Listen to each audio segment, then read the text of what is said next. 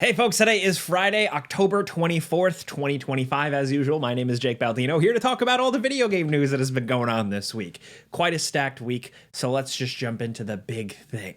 Finally, an update on Fallout. Maybe, right? That's what fans were hoping going into this Fallout anniversary presentation put on by Bethesda. Unfortunately, we got a little bit of an update, but it seems like Fallout 5 is not coming anytime soon. So the gist of this event, which I think really could have just been an email, is a couple of little things. Some new Fallout Shelter content, as well as a look at Fallout 76 content, Burning Springs, featuring the ghoul from the Amazon TV show, which I think is pretty cool, actually. One of the bigger things is Fallout 4 Anniversary Edition is coming soon.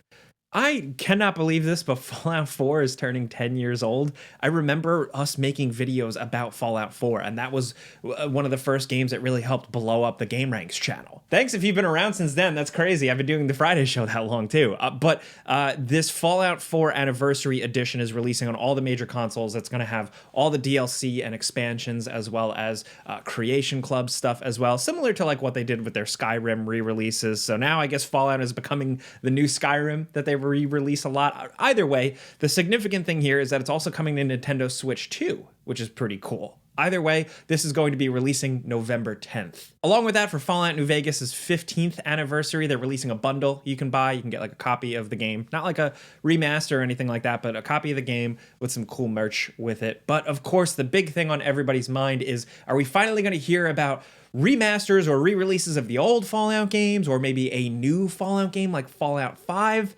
And we didn't get anything. We got a little bit of something from Bethesda's Todd Howard himself, though, and here is the quote. Even though I am recording this, it's not live, and I'm probably watching myself right now from my desk, and I'm reading your chat and these, that thing you want and this other thing you want. Hey, we read it all. Just know we are working on even more. We are looking forward to the day when we can share that with everybody. That's it. That's all we got. That's the big Fallout 5 update. Sorry to be the bearer of bad news. But with whatever they're working on, we know they're working on a new Elder Scrolls game, so Fallout could be even further away. But, you know, a lot of people have been arguing that maybe Bethesda should give up the reins to one of the other studios to also work on Fallout stuff. Either way, doesn't seem like we're getting anything anytime soon. This is, I guess, the best that we've got right now with them striking while it's hot with the popularity of the Amazon television series. You'd think they would have had like a full game ready to go, or at least in the makings, but doesn't seem like that's the case. Of course, like I said, with Elder Scrolls and like whatever else, like I believe Todd Howard when he says that they are working on stuff and they're going to show it when it's ready at the very least. And with him saying that they do read all the stuff online, like they are aware, I can pretty much confirm that. Like these people are definitely aware of what people want. It's whether they actually act on it. Who knows? I'm curious to see what you guys think, though. Did you think we were actually going to get a Fallout 5 announcement from this, or something, or a New Vegas 2, whatever?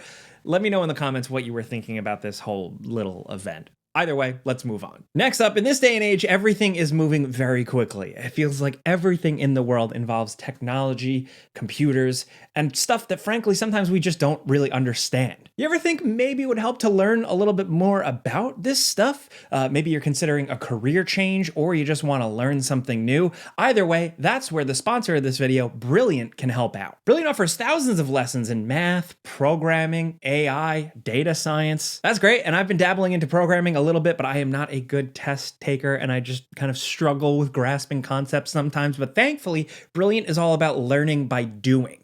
Hands-on experience, and they really encourage developing a habit. Making learning more habitual can make it easier. What helps with that is practical lessons that help you really actually understand the concept. You're not just memorizing facts or figures or formulas. Brilliant's really putting the time in to make sure you understand the concepts deeply, and that makes a heck of a difference. Maybe jump into programming and get familiar with Python. There are a lot of options here. They've recently introduced programming with functions as well, and with this or any subject, Brilliant just makes for an effective way to learn, develop these daily learning habits, problem solve solving skills, and more. Like I said, the lessons are fun, practical. You can do it on your computer or on your phone. Every day, it's good to go. So to learn for free on Brilliant, all you got to do is go to brilliant.org/gameranx or click the link in the description down below. There's also a QR code on screen here. Along with that, you'll also get 20% off an annual premium subscription, which gives you unlimited daily access to everything on Brilliant. So again, that is brilliant.org/gameranx. Check it out, and big thanks to Brilliant for sponsoring this video. Now back to the news. Check this out. This is a John Wick game, like a third-person shooter John Wick style game, which we have gotten. Some small indie studios have done this in the past, but this one has been making waves. Check it out. It's called Blackwood. Apparently you play as this guy. It's going to take place in New York, and you're like a DVD store owner by day and an assassin John Wick style guy by night. This gameplay is very jacked up. It's clear you can tell it's from a small studio, and of course with things like The Day Before, we should be very skeptical of these types of things, but with some of the cool animations for, like, you know, killing bad guys and stuff, it looks interesting. Does it look rough? Yes, but I'm keeping my eye on it. At the very least, this studio had made a game before. This isn't coming completely out of nowhere. They made a game in 2024 called 0 Hour. It was like a tactical first-person shooter game on PC. It seems like it's received okay to fairly well, so I'm looking forward to seeing what actually comes of this. Like I said, this isn't the first game to like try and do the John Wick thing, but this one in particular just seems to have caught on with some people. I saw it go a little viral, so yeah, let me know what you think. But in terms of other cool games and trailers and stuff, check out this one as well. This is called Silver Pines. This looks like a fun kind of 2D lo-fi mix between like a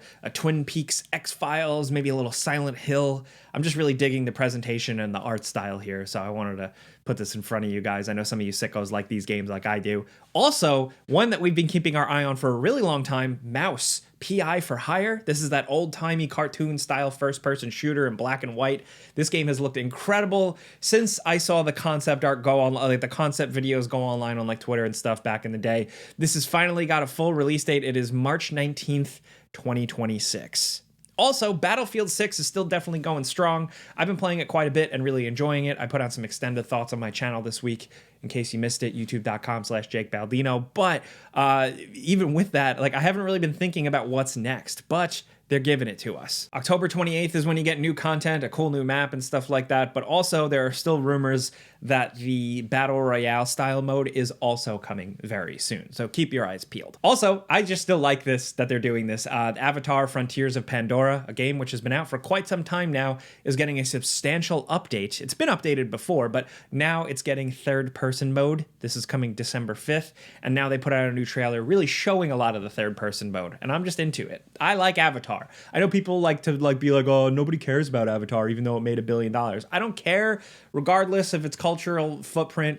I just praise Awa. Next up, briefly, Xbox has been in the news for quite a bit this week. Of course, the ROG Ally X is out. I did the before you buy for that last week if you want to check out their new Windows-based handheld device. But along with that, we have gotten a little bit of a glimpse into their future of hardware. People have been talking a lot about whether Xbox is leaving the hardware game with how they've just changed up everything recently. And it seems like they're still in, but it's going to be different next time around. Sarah Bond, president of Xbox, did an interview with Mashable, and she said, and I quote, "The next-gen console is going to be a very premium, very high-end curated experience. You're starting to see some of the thinking that we have in this handheld, but I don't want to give it all away." So by saying you're seeing some of that thinking in the handheld, I see that as the next Xbox is going to be a bit more of a hardware collaboration, a more open storefront type thing. It's probably going to be PC based. Who knows for sure? But I do think it's interesting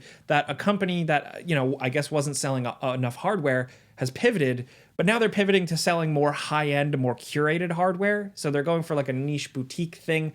I think the approach is interesting. It's different, but I think if you were just hoping for like an Xbox Series X2 or whatever, I think things are going to be different next time around. I can't really judge it until I use it myself. It's probably going to be like 2027. That's the rumors that have been floating around for a while now, specifically with PS6 also popping up in the news this week as a 2027 possibility. But regardless, the other thing Xbox was in the news for was also another quote from that same interview with Sarah Bond talking about exclusivity. The big quote is, "The idea of locking it to one store or one device is antiquated for most people. You want to be able to play with your friends anywhere, regardless of what they're on." Yes, Sure. In the big picture, there's plenty of argument, and I totally agree where a lot of times exciting exclusives can move platforms, right? Like Nintendo, their stuff, PlayStation, their stuff. Obviously, they put stuff on PC now, but they still keep it fairly locked up. But I think with Xbox saying it's antiquated for people, I think it's like, well, they're doing it. So they're like, they open the floodgates. So they're going to, of course, say it's antiquated. But I do think in the context of what she talked about with the rest of the quote, makes it all make a little bit more sense. She's referencing games like Call of Duty, Minecraft, Fortnite, Roblox, and saying that those games are everywhere. They're not locked to one thing. And that's kind of what they're following. Whether or not you agree with that, I just want to hear what you guys think. I don't care, but it's because I've always been kind of platform agnostic. I try and play things anywhere I can, but I definitely want to know where you're at with these quotes, because they were definitely getting some discourse out there, some conversation online. And with Xbox, this video is going up probably right as it's dropping, maybe a little early, but Halo Studios is doing an event. They're revealing some Halo something, some sort of update. I don't know what it is going to be. It's probably going to be fairly interesting though. So I would say keep your ears out. But for now, we'll talk about that probably next week. All right, new games this week. There's quite a bit, and we've covered quite a bit. The gameranx team has been busy. It used to be me doing all the before you buys, but now Falcon and Eric behind the scenes also work on them, and that's been really, really good for the past couple of years, because this week was stacked. In particular, Pokemon Legends ZA, that dropped last week, but we did a before you buy this week talking about it. Jurassic World Evolution 3 is also releasing this week. It's out. This was like a really good game. I played the first one. I can't believe they made 2 more, but it seems like people might be digging it. Also, Ninja Gaiden 4. Falcon and Eric did really enjoy this one. I'm just excited to see Ninja Gaiden back in so many ways this year, and I'm excited to get my hands on this at some point.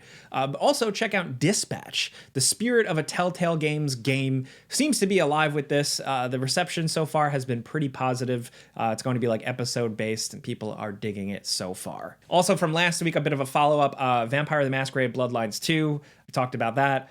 It's not good. It's not a good sequel, but it's got some weird charm to it, and I think I liked it more than the average reviewer. But also the Ally X, like I talked about before, and last but certainly not least, The Outer Worlds 2. Obsidian's next RPG is not like Avowed. I didn't like Avowed from earlier this year. They also released that. That was a little rough. Obsidian's Outer Worlds 2 here feels more like a return to form completely. It's more Outer Worlds. It's better. It's improved in a lot of ways. There's better shooting. There's more decisions, more interesting dialogue stuff, but it's still Outer Worlds. You're either going to love that or you hate that. I think fans of the first game are going to find a lot more to enjoy here, just in terms of the construction as an RPG. I think they did a really good job with it. Is it an all-time RPG? For me personally, I don't think so, but I do think they've done a good job with this one. Also, moving over to next week, Arc Raiders. So that's going to be dropping, so we're going to try and play that, make some videos about that. Judging from the comments, you guys seem interested. So speaking of comments, that's what I got for you this week. Let me know what you think about all of the stories, right? Of course, Fallout 5 still not being a thing anytime soon, but also Xbox's approach to hardware and this weird John Wick game. Let's talk about this stuff, but most importantly, let me know in the comments what you're currently playing. There's going to be a pinned comment, so be sure to reply to that comment thread. Let us know what you're playing, whether it's new or old. It helps us with video ideas and just kind of gauging public interest, so we really appreciate that. It's honestly probably one of the best things you guys provide, so thank you. But that's it. That's what I've got for you this week. I got to get back to reviewing some games, so we got to wrap this up. Thank you guys for being here and for watching. I'm Jake Baldino. You can find me on all the social medias. Just look up Jake Baldino if you want to yell at me. But that's about it. Clicking the like button does help us, legitimately. Thank you, for real. But I'm here every Friday to get you caught up on the news. Catch me in other videos. Have a great weekend. Be safe. I'm Jake Baldino. Pizza's on me. See ya.